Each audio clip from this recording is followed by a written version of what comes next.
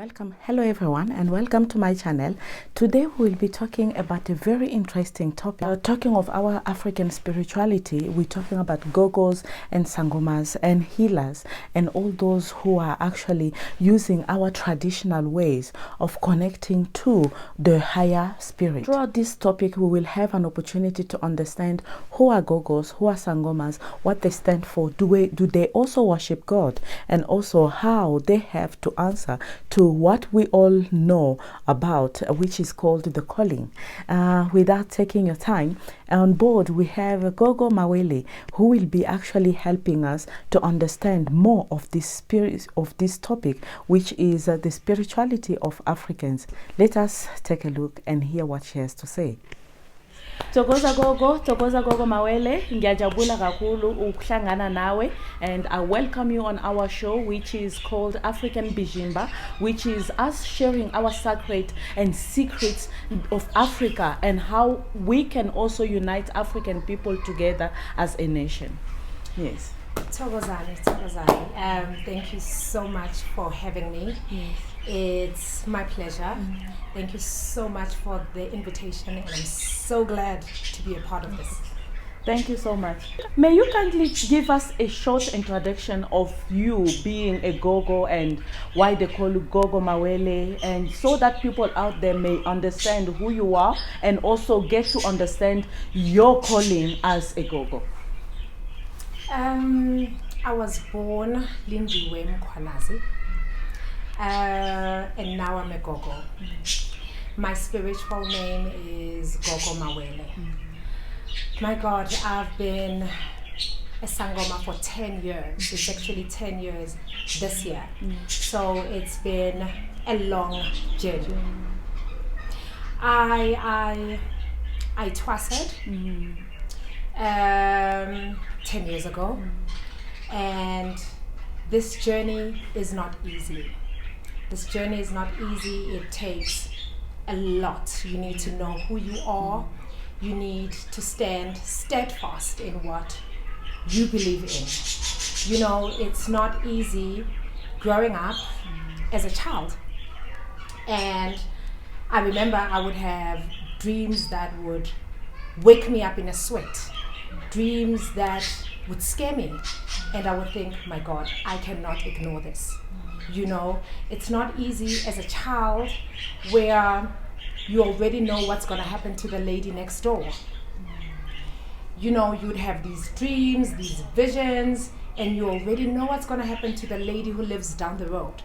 So it made you different, and you ask yourself questions like, why am I different from other kids? Like, why are things not happening like other kids? Why am I different? What's so different with me? And you try so hard to fit in with the other kids, and at the end of the day, you are different. So it makes it so hard to grow up with that gift, you know? And I remember my grandmother, who was also a healer, the wonderful lady that raised me. I would go to her with all these questions, what everybody was saying about me, and how I couldn't understand, how I knew that the lady from next door was gonna pass on later that week. And I remember the look on her face. She wouldn't respond to any of the questions that I had. But I remember her hugs. They were comforting. She would look at me and give me the warmest hugs, and I still remember her hugs till this day. Not knowing that she was preparing me for the person I was to become, because she had an indum by herself, and she would always invite me there and teach me muti, teach me what to do, tell me what to do. And little did I know that she was preparing me for now, you know. That's beautiful. That's a beautiful journey. Yeah. Completely different, but when we hear it from someone who have experienced that, it then opens us to understand it is something that you are born with. Yes. And not something you just picked from friends or neighborhoods, you know. So that is a beautiful story. So from your understanding, how do you define or understand the African term, the calling? The calling, which is also known as ukutwasa. You know, the calling is a spiritual and cultural responsibility, which is usually and often initiated by an illness or circumstances, which are accompanied by dreams and visions. You know, the calling comes with a whole lot of distractions in your life. That's where the ancestors strip you of everything, of what you know, of what you believed in, of what was. They strip you of all the worldly things. They strip you of everything that you were taught at home, everything that you believed in and knew, you know. The calling is often misdiagnosed. That's why you'd find some of us are seeking Western medicine because you think you are crazy. You think you are losing it, you know. I remember there was a moment in my life, I just need to mention that to you. There was a moment in my life where I remember that day I was sitting in my bedroom during the day, a normal good day. I think it was over the weekend. I'm sitting in my bedroom and this very old lady walked in. Very old, Jessica. She walked in and sat right next to me. And I'm like, I don't know this woman. And I'm awake, it's during the day. I think I was playing on my phone even. And she walked in and sat next to me and started giving me instructions, giving me messages, telling me what to do, what to expect, what's gonna happen, and so forth. The moment she was done, she stood up and walked out of my room. I froze for a moment. And then I stood up and ran to the lounge where my sisters, my parents were. And I asked them, did you see that lady? And they were like, no, we've been here. No one walked into your room and no one walked out. I was like, she was here. And she just walked out. Did anybody see her? And it was so frustrating. And it was so scary for them to say, we've been here and nobody walked in or left your room. Hence, most of us seek Western medicine because first thing that comes to mind is I'm losing it. And it's a very lonely journey, more especially when you don't have the support of family, and because that really goes a long way. So when you don't have support, this could be a very lonely journey for you. Oh, thank you so much for sharing that experience. It shows that you've been already carrying this person who've been guiding you, who've been, telling you which way to take and how to do it. True. And it's true, our community, we don't understand all these things. And just as you're saying, we will tend to run into searching for the Western medicine in a way to heal ourselves.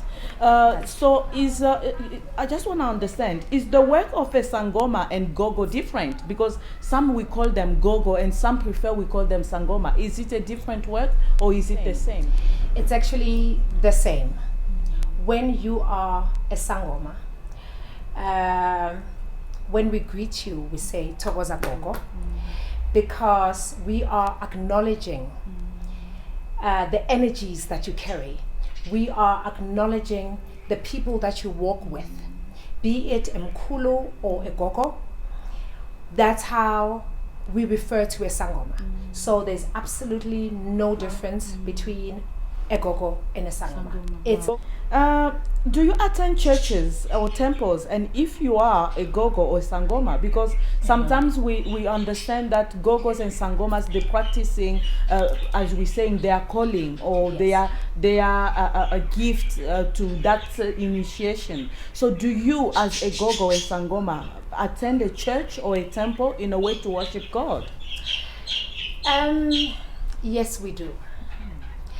I've been to churches where I did not feel welcomed. I've been to churches that judged me. I've been to churches that would ask me to cover my beads. I have to look a certain way. I cannot walk in with my beads. I cannot walk in with my Sangoma regalia. I cannot do this. I cannot do that. And as far as I know, churches are places of worship. Yes. God accepts me for who I am. I can walk in there, worship and pray. Why should a living person judge me when God has accepted me for who I am? So it took me time to actually find a church that I can feel welcomed and accepted for who I am. And then I remember years back I started going to this church, Gashembe. Yes. Gashembe, they welcomed me. They accepted me for who I am, and it's actually a church where a lot of spiritually gifted people go. And you are yourself, and you are allowed to do what works for you and what works for your ancestors. It's a beautiful church, and I've stayed there since. So that one I didn't know, because mostly when I used to see Gogos or Sangomas, Yes. I would think they don't go to church, they don't attend temples, they just stay in their homes. Trust me, and we do do. their- On the note, do you worship ancestors or God when answering to your calling? Because our understanding of Gogos and Sangomas, the reason that we even think that they don't attend churches is because we believe that they're only worshiping ancestors, they don't worship God. Let me put it this way. To us, ancestors are mediators. Ancestors mediate between God and the living. I'm originally from KwaZulu-Natal. I was born here in Joburg, but my family is from there. And how we were brought up is in this way. You know, in a household, there's a father, a mother, and the kids. As kids, we were taught that if you want maybe new shoes or school uniform or whatever it is, you would speak to mom first. Yes. Mom will tell you to do your chores on time, do your homework on time, and then I'll speak to dad. Yes. And that's how it is in the ancestral world. Yes. We don't pray to ancestors. We appease them. We parla to them and ask them to mediate between us and God. Your ancestors know you better. They know you better. They live inside you. They chose you, so they know you better. So you ask them as you would ask mom at home. You ask them to speak to God for you, because we regard God as a higher being. This is a higher being, and you can't just approach him like that. Where we come from, we are taught to respect, and we need to follow protocol and processes. So before we even go to God, we ask our guides, which are our ancestors, to actually mediate between us and God. So yes, we pray to the same God as everybody. We don't pray to ancestors. We appease them, we partner to them, we ask them to actually make the process smoother, to actually open the pathway for us to be able to get through to God. Wow, that's That's clear. how it works in the ancestral That's world. clear. That's clear. Exactly, giving the example of a family, I have a full understanding of how and why the ancestors are involved in our lives. Thank you so much for watching. We have learned a lot today, and we have all understood that yes, all Gogos and Sangomas, they also do attend churches, they also attend temples, because they're doing this as a way to heal or to work as activities, as their job that has been given to them, in a way for them to help their communities, help their nations, and help their people. So this was one of the message that even myself I never got to understand, but with the experience explanation and the details that Gogo Mawele have shared with us, I am so thankful that today I finally understand that Gogos do also worship God, and at the same time they do use they go through or via our ancestors in a way for their request or for their message to be heard or to be delivered to the higher person. On that case, this is the end of our video. I hope that you have subscribed and liked my video, and also at the same time share with others so that we may educate our nations. Until then, catch me in the next part where we'll be actually closing on this topic, the African spiritualities. Bye bye.